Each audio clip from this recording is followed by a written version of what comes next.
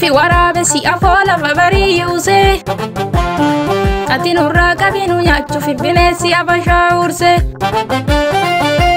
si beeka yaa rabbi nu nyaachuufi waraabessi afoo lafa bari'uuse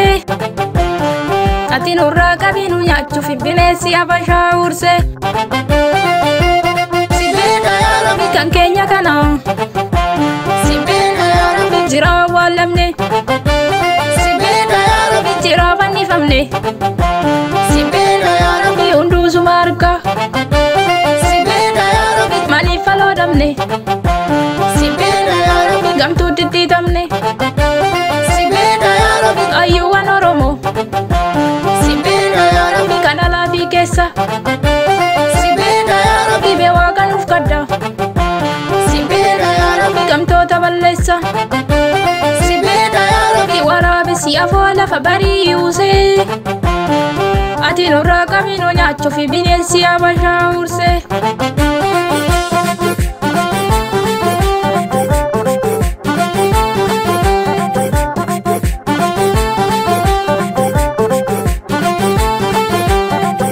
Kamsaa'onni agaala gamogee jiru kinoo warri gara hiyyeessa jijjiru Kamsaa'onni agaala gamogee jiru kinoo warri gara hiyyeessa jijjiru Kamsaa'onni agaala gamogee jiru kinoo warri gara hiyyeessa jijjiru Kamsaa'onni agaala gamogee jiru kinoo warri gara hiyyeessa jijjiru Kamsaa'onni agaa bosona bokkisu kinoo warri gara hiyyeessa boojisu Kamsaa'onni agaa bosona bokkisu kinoo warri gara hiyyeessa boojisu kinoo warri gara hiyyeessa boojisu kinoo warri gara hiyyeessa boojisu kinoo warri gara hiyyeessa boojisu kinoo warri gara hiyyeessa boojisu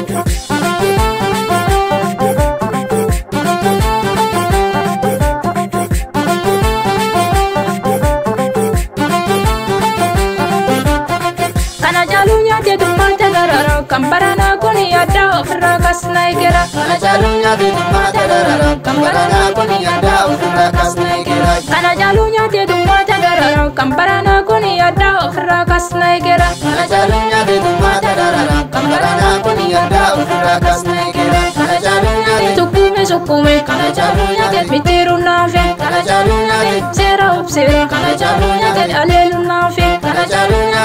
Medin bibe kana jaalunya dadaba udide kana jaalunya